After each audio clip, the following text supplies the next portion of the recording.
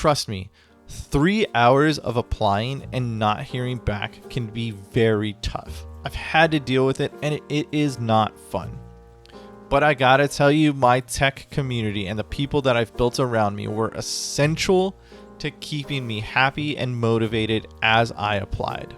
Be that 1% that pushes yourself further than you think you can go, even when you're ready to quit. Chances are that everybody else has already quit, but you're the person that's gonna stick with it, and you're the person that's going to be successful when it comes to finding a job in software development. Breaking into the tech industry is not easy. Making stable and consistent income is also not easy, especially when people are being laid off due to the economy, due to inflation. At the end of this video, you'll have the essential moves you need to make to be successful as a software developer in the tech industry. If you haven't already, like and subscribe to the channel.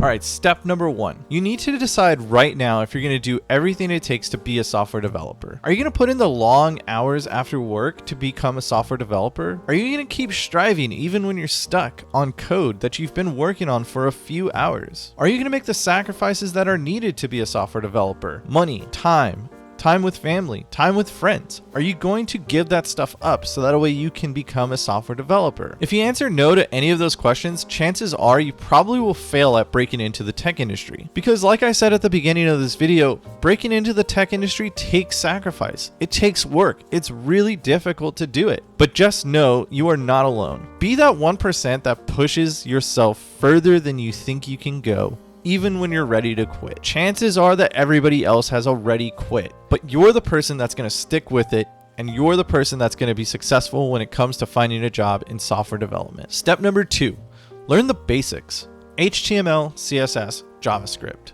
Do not stray far away from these. Build your foundation, build a strong foundation, and then start moving away from that foundation. Once you've learned the basics, you need to build a project. Build a project with HTML, CSS, and JavaScript. The more you can build these projects out, the more you're gonna fall in love with software development. This will probably be the most fun that you'll have as a software developer. When you're creating projects that you love on your own, having fun is gonna keep you motivated when things get tough.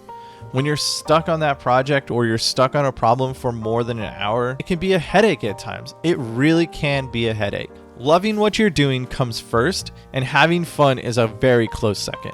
Once you've built out that project, it's time for you to start building your tech community. What do I mean by this? I mean, find people that also love to code and that are also in your stage of coding. It can be tough living in a vacuum. So if you're just starting out as a software developer, find that community that's also kind of in that same spot. Collaborate with those people. If there's a tech meetup in your local community, make sure you attend that meetup. It's essential that you start building out your community around you and start meeting with people regularly to talk code. That's really all it's about, is just talking about code on a daily basis. If you continue to do that, chances are you're going to be a successful software developer. When you've built out your network, make sure that you start showing people your projects. Get critiques, ask people to look over your code, start reviewing code. That's going to be really, really helpful.